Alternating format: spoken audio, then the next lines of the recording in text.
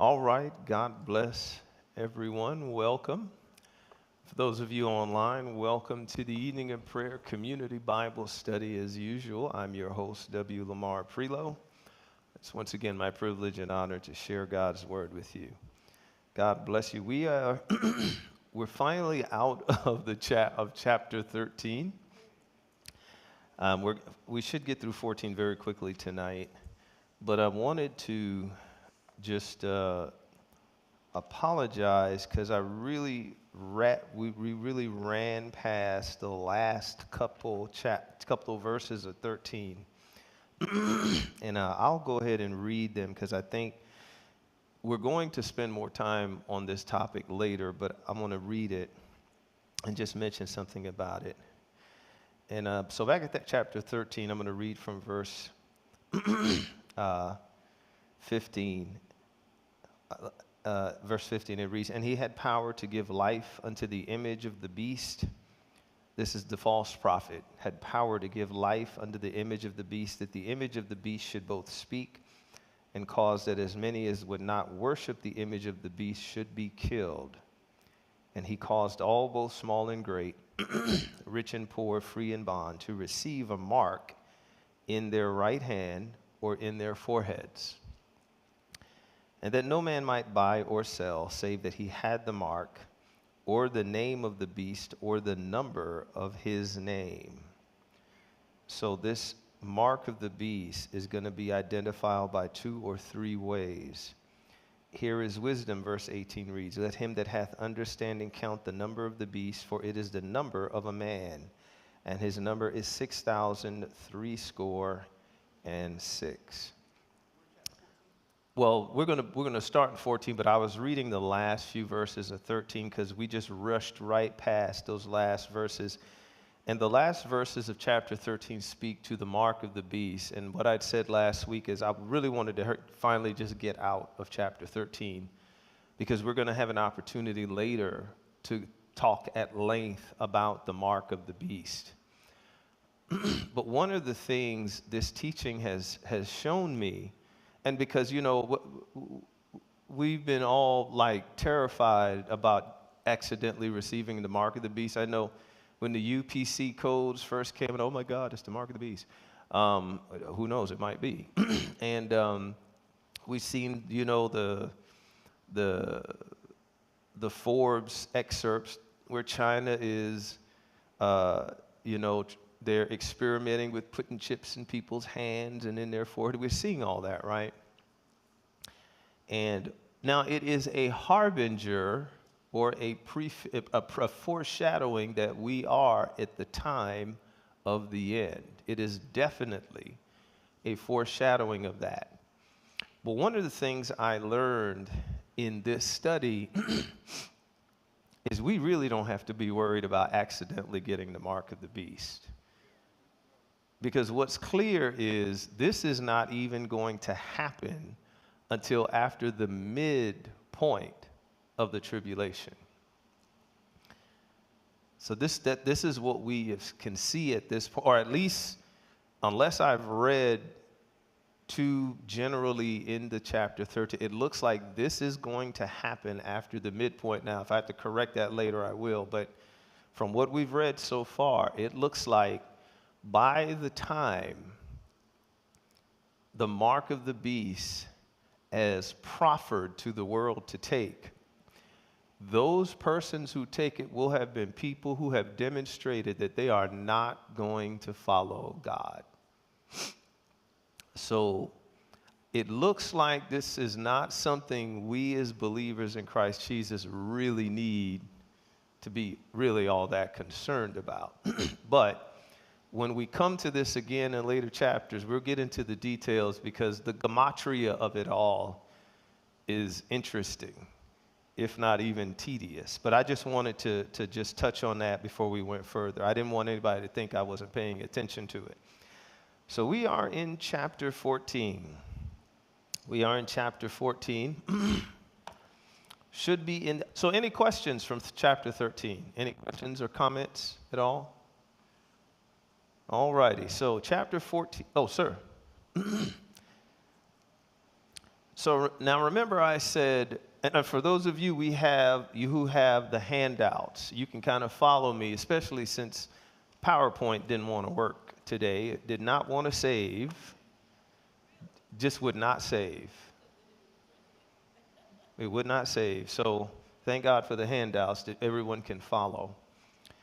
And what we see here is Revelation 14 is, we can title it The Harvest of the Earth. And once again, we are taken back into heaven. I'm going to read verses 1 through 5 of Revelation chapter 14. And I looked, and lo, a lamb stood on the Mount Zion, and with him 144,000 having his father's name written in their foreheads. We already know this is the 144,000 Jews that are going to be saved during the tribulation. And I heard a voice from heaven as the voice of many waters, and as the voice of a great thunder. This is Christ. And I heard the voice of harpers harping with their harps. And they sung, as it were, a new song before the throne and before the four beasts and the elders. Remember the four beasts and the elders? We read about that in chapter 4.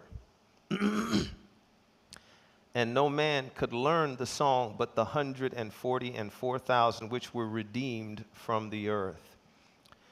Verse 4, these are they which were not defiled with women, for they are virgins. These are they which follow the Lamb whithersoever he goeth. These were redeemed from among men, being the first fruits unto God and to the Lamb. And in their mouth was found no guile, for they are without fault before the throne of God. So, now remember, once John penned Jesus' letters to the 7 churches of Asia Minor, which took up the first 3 chapters, we immediately went into the vision of John the Apostle. And it began at the throne of God. And we have seen at periodic times that we go back to the throne where the start of everything that happens on the earth begins in heaven.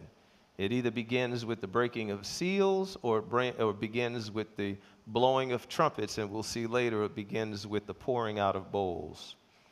And ever so often we go back to see something, a new judgment broken forth. So we saw that in chapter 4 where the Lamb, that's Christ, is given the seals to open and break them.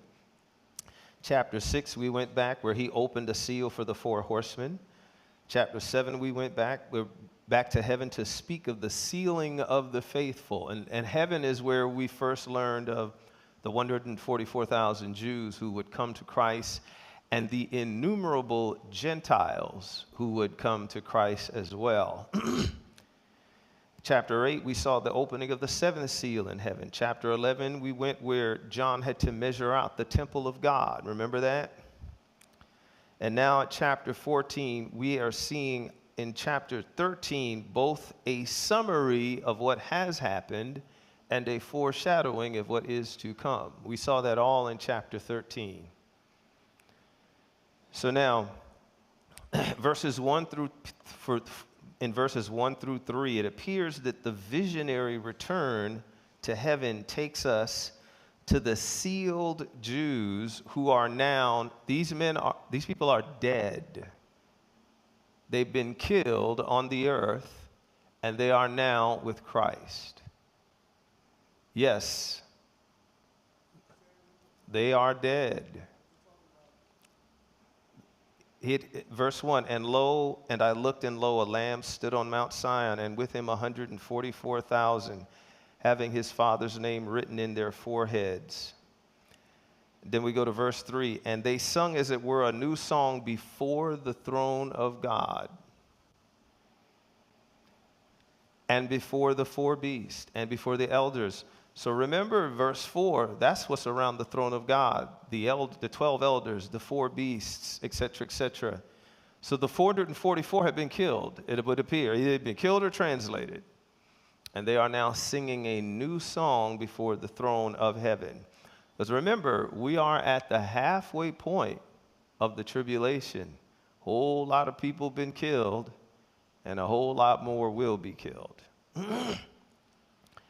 And so it appears that these are the 444,000 that were saved during the tribulation. And verse 3, as I said, is the proof that they were among those during that time. And so verses 4 through 5, we see an unusual term there, first fruits. These were redeemed from among men, being the first fruits unto God and to the Lamb. So the first fruits, this term, we first saw this term in the book of, I believe, Leviticus. Maybe mentioned in Exodus, but we definitely have it in Leviticus. The first fruit is the term given to the 144,000 Jews, but it's not given to the Gentile Christians. So the question is why? It is because they are the first that God covenanted with. Think about the Old Testament. Man is living in sin, and he chooses a man out of the Chaldees named Abraham, a man of Ur, who became, Abraham became Ibru. What is the term? They said they believe Hebrew comes from Ibiru. I believe it's an old Akkadian term that Abraham just took. And the Ibiru became a Hebrew. So he became the first fruit of God's chosen people. And then he and his wife live old enough to where his ability to procreate and her ability to conceive dies off, and God miraculously raises it again. This is why he had to wait so long, because God said, I want my covenant first chosen people. They will be a people born of a miracle. That is why Ishmael could not be the one born of the flesh.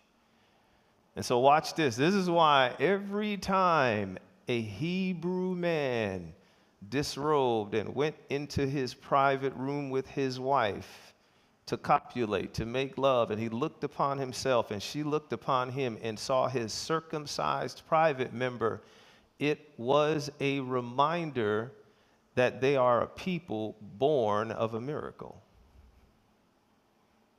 They know that. Born of a miracle.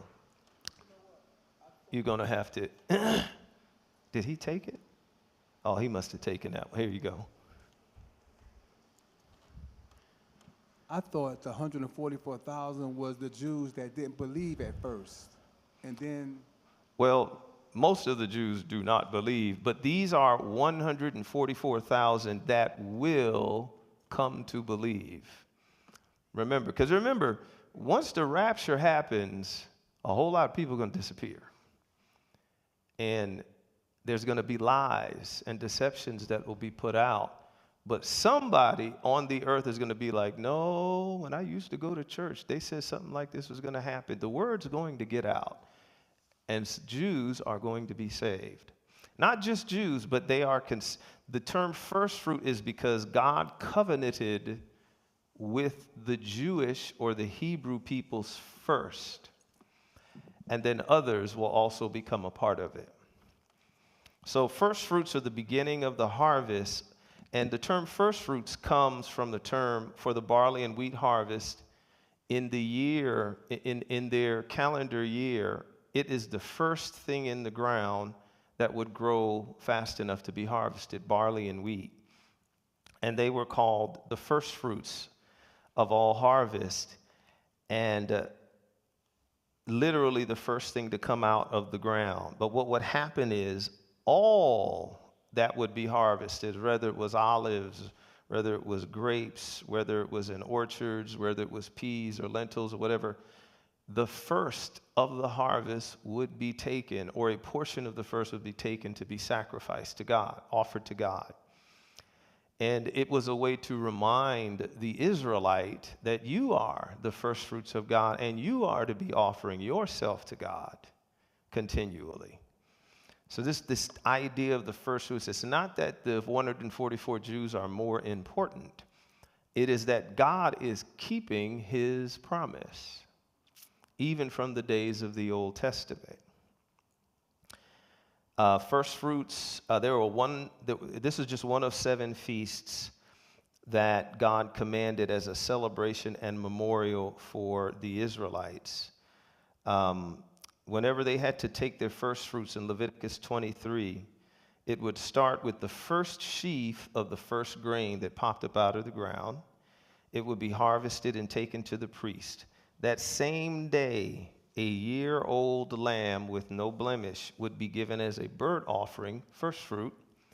And on the same day, a food offering of additional grain, oil, and wine would be offered as well.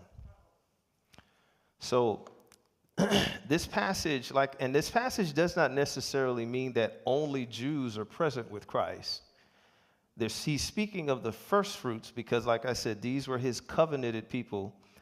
And the same way God is covenanted to the Hebrews, the Israelites, the Jews, is the same way Jesus is covenanted to the Gentile or the Christian world. Notice we are called the bride of Christ. And all a marriage is a covenant. A marriage is a legal as well as a holy institution, a covenant. So this idea of first fruits is not to say that they're the only ones there. It just speaks of how God is keeping his word to the very end. And so they sing a song no one else knows. They sing a song no one else knows, without fault before the throne of God. No one else. And the thing about this song that they now get to sing before the throne of God, I'm reminded of, I think it's the 120th Psalm. And it begins, how can we sing in a strange land? You know, how they talked about how they're carried away into Babylon, and now when the time comes to sing of the goodness of God, but they're in a place they do not know, now they can sing a song no one else can sing. And so this is picking up at the ending, really not the ending of chapter 13, because 13 really takes us into the future. And so we're going to go a little further, verses 6 through 11. We won't be long tonight. Verses 6 through 11. And I'll read that. And I saw another angel fly in the midst of heaven, having the everlasting gospel to preach unto them that dwell on the earth, and to every nation and kindred and tongue and people, saying with a loud voice, Fear God, and give him glory, for the hour of his judgment is come. And worship him that made heaven and earth and the sea and the fountains of waters. And there followed another angel, saying, Babylon is fallen, that great city, because she hath made all nations drink of the wine of the wrath of her fornication. And the third angel followed them, saying with a loud voice, If any man worship the beast and his image, and receive his mark in his forehead or in his hand, the same shall drink of the wine of the wrath of God, which is poured out without mixture into the cup of his indignation. And he shall be tormented with fire and brimstone in the presence of the holy angels and in the presence of the Lamb. And the smoke of their torment ascendeth up forever and ever, and they have no rest, day nor night, who worship the beast and his image, and whosoever receiveth the mark of his name. And so we see here where Christ is on his temple from verse 1. Is it verse 1 where we saw? No, it's going to be further down. I'm sorry. What we see here where the angels are coming forward and they are giving yet more commands. I got ahead of myself for a second there. So the impact of judgment upon the curse or the lost is what we're seeing in verses 6 through 11. The first angel, verses 6 through 7, what we glean from the first angel is that God is still in control. You see that? God is still in control. For fear God and give him glory, for the hour of his judgment is come, and worship him that made heaven, earth, sea, and fountains of waters. Time and time again, as the vision takes us back to heaven, we are constantly reminded that God is still in control through all that is happening on the earth and has happened in the cosmos. And this is a constant reminder for us that whatever we are going through, God is still in control. And I think we see this constant reminder in the way the vision translates us back to heaven for the judgments that come, is because we forget that God is still in control. Because let's face it, the Lord will tell us, I'm coming, I'm going to do it, and we never say it, but we expect God to come in a certain amount of time. We expect God to do it in a certain amount of days. And often we expect him to do it a certain way. And few things in life for the believer are more frustrating when it just seemed like God is late. How many ever wondered why God was late? Come on, I can't be the only one with my hand up. I can't be the only. We have to be, He's given us time. I like that, D. He's given us time.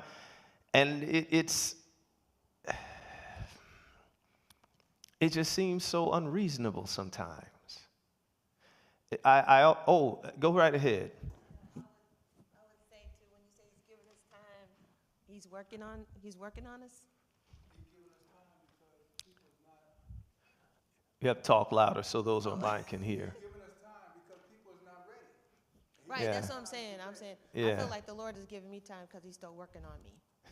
I have to let go and let God. Well, I guess, yeah. We can just pass it around. But that is also true.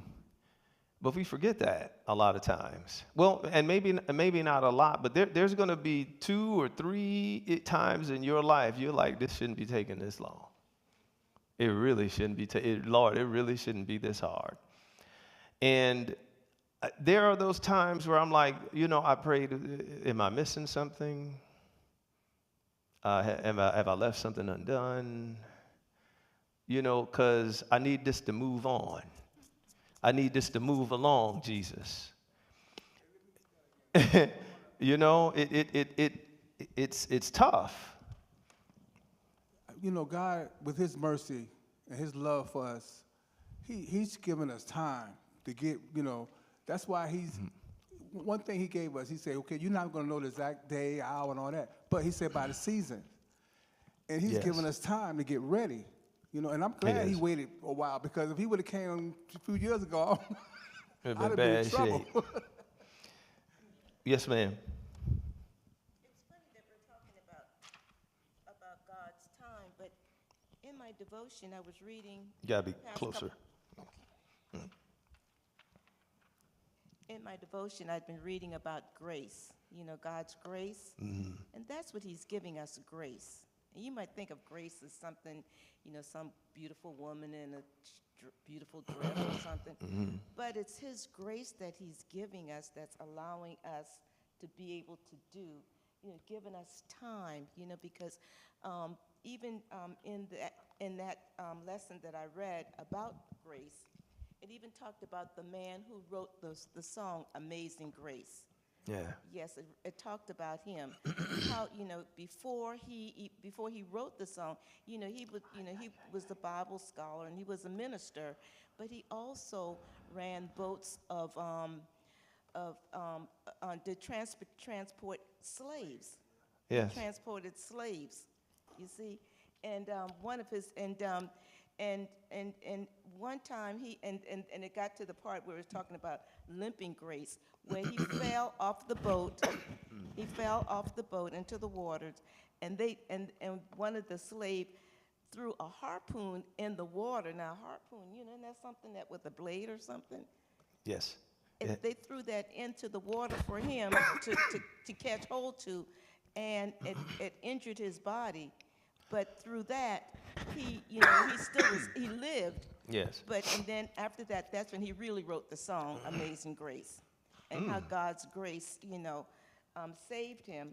But they even got him as a limping grace, because he got from that injury, he's limping, but he was successful in writing that song and putting out the real, true meaning of God's grace. Of God's. I always am. I'm reminded of. That's for saving us, His grace. I'm always reminded of the fact that, God calls Abraham when he's 75. He's been waiting for a son for 50 years. And we know it's about that time because when you look at the genealogy in chapter 12 of Genesis, if he got married at the same age that everybody in his genealogy did, he's been waiting for a son for 50 years. And then God comes and says, I'm going to make you a great nation. And, if that was me, I would have been like, well, I guess it's time. Amen. Praise the Lord. And then I turned 76, no children, 77, no children, 78. And I'm like, didn't you just say, after I traveled all the way from Timbuktu, God could have said to him, I'm going to do it when you turn 100, but he didn't do that. I'm going to do it after everything on you dies and then bring it back to life. But he didn't do that. He just told him, I'm going to do it. Now let's see how you trust me. And we see Abraham a different man after Isaac is born, because when God then goes to him and says, take your laughter, because that's what Isaac means, laughter. Take your laughter to a place I tell you to and kill it and offer it to me. He doesn't even wait. He gets up before the wife gets up and takes that boy to sacrifice him. We see an incredible change in him. And it's very different from when when Isaac is born and Ishmael was, mocking Isaac at Isaac's, whatever they call that celebration is when he turns 2. And then Sarah says, kick that Egyptian woman and her son out of here. And, Abraham is like, that might not be your son, but that's my son. You can calm down. And God is like, no, you need to do exactly what she said. And he begins to argue with God in chapter 19. But we don't see that man when he is told to take Isaac. We see him mimic repentance, a complete turnaround, where he now is truly a man of faith. And I really have to remind myself that when I wait for things, it's me learning how to be a man of faith. We learn how to become people of faith by walking in faith. And not frustration, but faith. That's for me if it isn't for anybody else. But we see God is still in control in verse 6 and 7. And how the hour of judgment is coming upon the earth. Then the second angel speaks in verse 8, and he speaks of the judgment to the empire of the beast and God's eventual victory, because Babylon is the metaphor for the empire of the beast. We've seen that before, and we will see it again as we go further. Babylon is speaking of the empire of the beast. Now, why use the term Babylon? I would suggest to you because Babylon is from the word Babel, or confusion. And this is a time, the empire of the beast is going to be about deception in order to control. Because to control without deception requires an enormous amount of integrity and work. But if you don't want to do the work, you can control through deception. And this is why Jesus begins that great soliloquy in Matthew 24. Take heed that no man deceive you. And the apostles say, tell us about the end times. And he begins with those words. I can't emphasize that enough. He has a 2-chapter treatise on the end times. And it begins with the words, take heed that no man deceive you. And so the empire of the beast, this Babylonish empire, is going to then be judged in verse 8. It is going to fall. And it is going to fall. Why? Because she has made all nations to drink of the wine and of the wrath of her fornication. She has made everyone to join in with her evil, with this Antichrist and his empire. And then the third angel in verse 9 and 11, we see the price of following the Antichrist. We see the price of giving in to the deception and the delusion. We see the price. When I was coming up years ago, sometimes you'd see the specials where they would have these weird cults out in the middle of the Oregon plains or in California desert, and someone's kids would go and join the cult, and the parents would hire people to kidnap the kids back and bring it back, and then they'd have to deprogram the kids. You remember that. They would literally have to deprogram the children.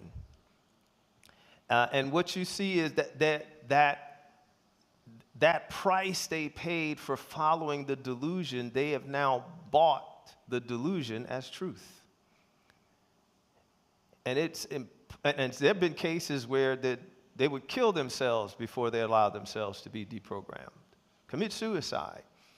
And so you see in verse 9 through 11, if any man worship the beast in his image and receive his mark in his forehead or in his hand, the same shall drink of the wine of the wrath of God, which is poured out, look at that, without mixture, into the cup of his indignation. And these will be tormented with fire and brimstones in the presence of the holy angels and in the presence of the Lamb. And verse 11 reads, and the smoke of their torment ascendeth up forever and ever. They have no rest day or night, who worship the beast in his image and who receive the mark in his name. They will have no rest. Dr. R.C. Sproul, he's like considered among evangelicals like a modern day type apostle Bible teacher, renowned Bible teacher. And I'm not sure if he's alive anymore, but he was on a panel discussing some Christian issues. And he was asked, of all of the themes of the Bible, Dr. Sproul, what is the one that troubles you the most? Now, I'm not saying what you don't believe. I know you believe all the Bible, but which one troubles you the most? And without hesitation, he said, I think the doctrine of hell. He said, the idea that I can spend 80 years doing something, and because I did not receive Christ, I'm going to spend trillions times trillions times trillions paying for it. He said there is just something so profoundly unimaginable about the scope of that. And the only scholarly responses I have ever heard to the doctrine of hell is an indication of just how holy God is. That's really the only way you can make sense of something like hell. Sin is just that anathema to God. And rejecting God is just that serious of a deal. And that is where these people who have decided to follow the beast or the Antichrist and his empire, and who've taken on these things, this is where they are. Because these are the ones that have rejected God wholesale. And they have given them, because we have to remember, during the first half of the tribulation, a lot of these people are going to think he's the Messiah. He's going to be a nice guy, a lot of people are going to believe in this guy at first. Can I interject something? Yes, please. I'll be real quick with it. Oh, I took the TAC. you got to do this so they can hear you. God bless you. I took the TAC program, and one of the things and one of the homework assignments I had to do was about this African guy. He was a slave on a ship. Well, the ship wrecked, and everybody died on that ship except for him. He was rescued, and when he got rescued, he got taken care of by some missionaries, Christian missionaries. And what they ended up doing was teaching him the Christian ways of life and the religion. And he turned around and in turn became a big-time bishop in Africa. And he was the first guy to translate the Bible into the African language. That was one of my assignments. And what I found really unique about that, we touched on it earlier about grace, that's a lot of grace that God got that one person to translate that, Yes. to change the whole culture, Yes. and do that. Now, leading to the lesson that we're talking about tonight, these people, like the people when he translated into the African language, they had a shot, they had a chance to understand what was what, and Yes. that's something I just wanted to bring to light. They had the opportunity. They had an opportunity to make a choice. This is going to be, and I think as we go further and they get back into the details, it's going to be a defining theme that the people who are on the earth during the tribulation, and I would imagine that's a very hard choice. You're watching Christians and believers be hunted down, and where do you go for food? Because so much of the world has been devastated between wars and nuclear bombs, and a lot of the water is no longer good. So there's probably only a handful of places on the planet by this point that can even grow food. And it makes sense, because I used to always wonder, how is the Antichrist going to be able to control how every living human being gets food? Well, if there's only so much food left, not all that hard to do. This is why we learn to grow ourselves. Yeah. And so the last few verses, verses 12 through 20, because what we see with 12, now what we see in verses 6 through 11 is the impact of judgment upon the cursed and the lost. And what we're going to see here is, in the last verses, the patience of the saints. And I actually take that theme from verse 12. Here is the patience of the saints. Here are they that keep the commandments of God and the faith of Jesus Christ. Notice how the Jewish remnant and the Christian remnant are both acknowledged in that the commandments of God and the faith of Jesus Christ. Verse 13, and I heard a voice from heaven saying unto me, Write, blessed are the dead which die in the Lord from henceforth. Yea, saith the Spirit, that they may rest from their labors, and their works do follow them. So that means even though during the tribulation, whatever the believer does to try to advance the gospel of peace, they're going to get credit for that in the afterlife. Ain't that something? Now, they're not going to get no help to do it, but they're going to get credit for it in the afterlife. Verse 14, and I look and behold a white cloud, and upon the cloud one sat like the Son of Man, having on his head a golden crown, and in his hand a sharp sickle. Now this is Christ. This is Christ, because remember, God gave Jesus all power in Matthew 28. Jesus sits on the throne as well, and he is the Lamb that breaks open the seals and discharges the judgments of the Father. And so here he is on his throne, and he has a sickle. How many have ever seen a sickle? It's a garden tool. It's a reaping tool. It's a long curved blade. You can get a small one that you can hold in one hand. It's about like that long in one hand, or you can get a really long one that you could hold with two, and you would sweep it against the wheat, and it would just cut the wheat and move them to the side. Jesus has a sickle in his hand, sitting on the throne. Because remember, earlier we read that a judgment was just proclaimed from the Father.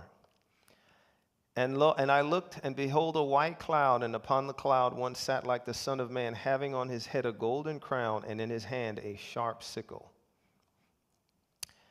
15, and another angel came out of the temple, crying with a loud voice to him that sat on the cloud, thrust in thy sickle and reap, for the time is come for thee to reap, for the harvest of the earth is ripe.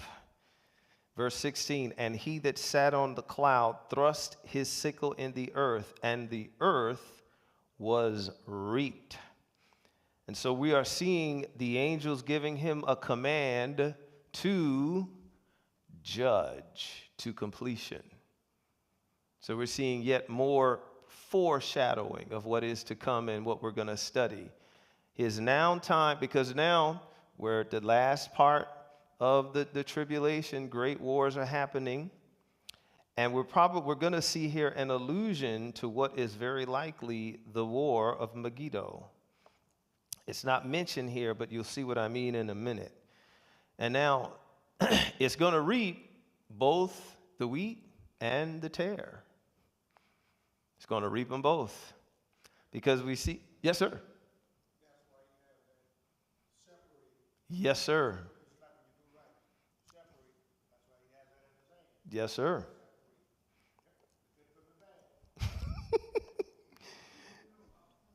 Yes, ma'am.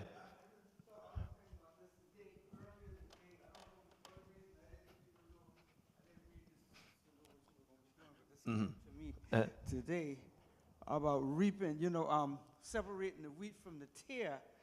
God's going to do that separation. But it's just funny how sometimes we try to do that now, but God tells us not to do that. Because if we try to separate the good from the bad, we're going to separate some of them good ones too. That just came to me, and I just wanted to share that. That is a very powerful organizational teaching, because we do want to separate the wheat from the tare. And it's because we think we know how to remove the tares. And sometimes we might be the tares. But he thrusts it once in the earth, and the earth is reaped. And then in 17, another angel came out of the temple which is in heaven, also having a sharp sickle. Another angel came out from the altar, which had power over fire, and cried with a loud voice to him that had the sharp sickle, saying, thrust in thy sickle and gather the clusters of the vine of the earth, for her grapes are fully ripe. And the angel thrust in his sickle and gathered the vine of the earth and cast it into the great winepress of the wrath of God. So Jesus' sickle, if you can imagine, reaps the wheat. You can almost see that as he is reaping those that are going to come to him. And this angel, this judgment angel, possibly death angel, has a sickle, but his comes with fire. And like the Deke says, as he reaps, it cuts and burns. That's judgment. That's the tare. Y'all see the difference there? Verse 19, and the angel thrust in his sickle into the earth and gathered the vine of the earth and cast it into the great winepress of the wrath of God. And the winepress was trodden without the city, and blood came out of the winepress, even unto the horses' bridles. You see that? By the space of 1,600 furlongs.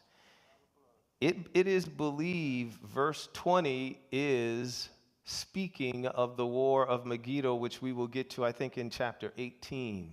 The great war that the Antichrist is going to fight, that Satan is going to wage, where the Bible says that the bodies will be piled high enough to reach a horse's bridle. We're going to get to that. And here's the thing, another reason why it is believed, this is, verse 20 is a harbinger of that battle, is because it says, by a space of 1,600 furlongs. Apparently, that distance is the same distance from Jerusalem to Megiddo. So, chapter 14 is also preparing us for some more of the details that we are going to get in as we go forward. One of the things that I'm noticing, and we're going to be finished tonight, I told you we weren't going to be the whole time tonight, is God doesn't just blow everything up or set everything on fire and said, be done with it. He is constantly giving those few who are willing a chance to turn and come back. But we also get to see what it looks like. And I'm going to say this until the Lord showed me that I'm wrong about this. I really believe much of what is going to be endured between the tribulation and the millennial reign is God showing man, this is what it looks like when you do not choose me. This is what it ultimately comes to for you. And because he allows so much turmoil to take place. And we see that in our lives. God will just allow turmoil to just come and take place, stuff to just happen. And it just seemed like, how many of you said, Lord, I don't have it to pray about this one more time? How many has ever said that? I have to fast about this again? I have. How many times I need to go on a fast about this? It gets like that because, as we have said before, God is giving us the grace to get there, to figure it out, to get it right. And I really just think there's just a lot of things we're just not going to know until we get to heaven. And we now have the sight to see what we could not see here. We're going to be like, so that was what it was about. So that's why. So that's why. And so that is chapter 14. Any questions or comments about this tonight? Because like I said, this is a quick one because I think this is a foreshadowing chapter, preparing us for what we're going to be looking at going forward. So I'm going to give you guys 14 minutes. Oh, yes, ma'am. So, see how I can phrase it. Will the Lord hold me accountable if, I've told someone before the right thing to do, the word, and they're still doing wrong? It's like, do I have to keep on telling them? No. I might have told them years ago. I don't know. But. No. And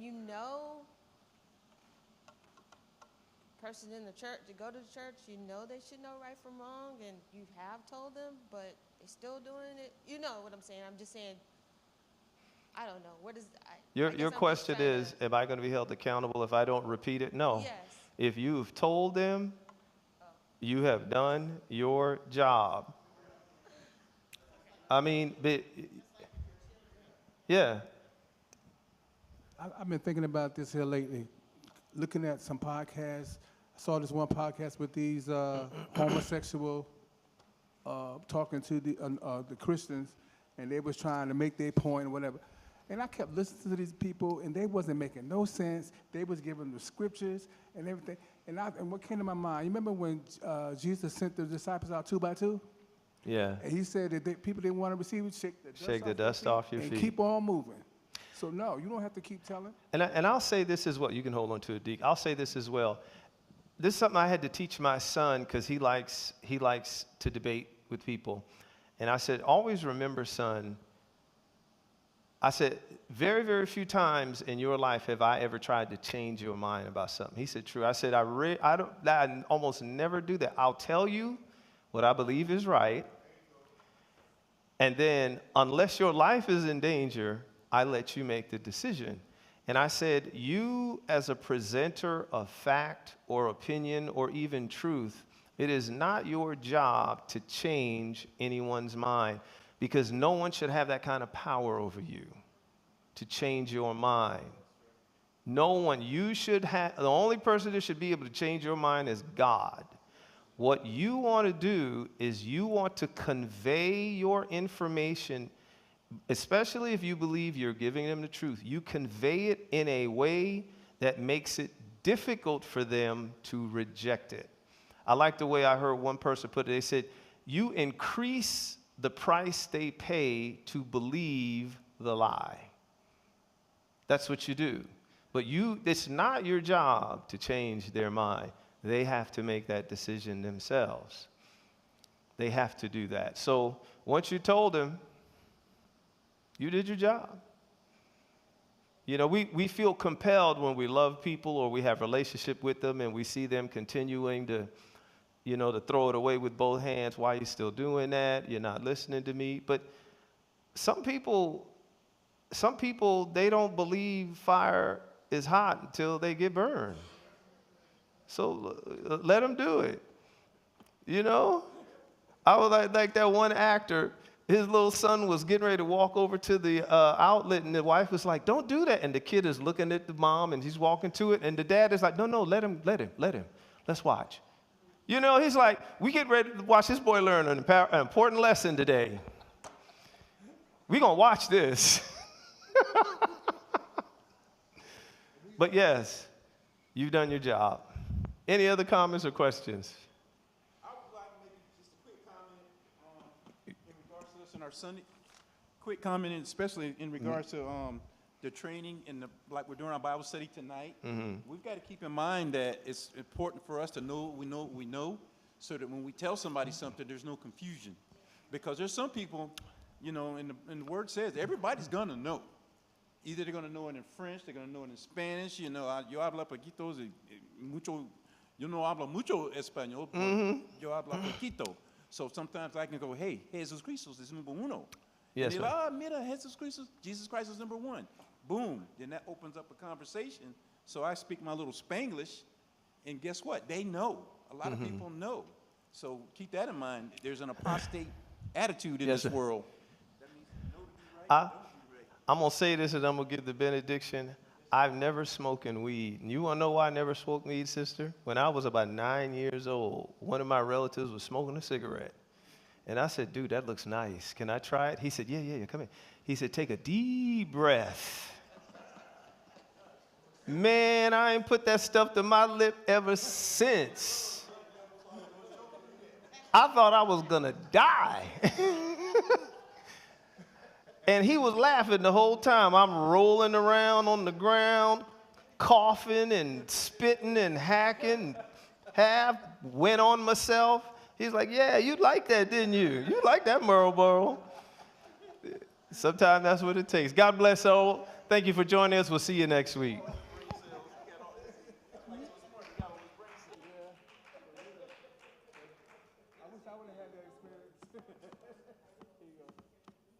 ain't gonna.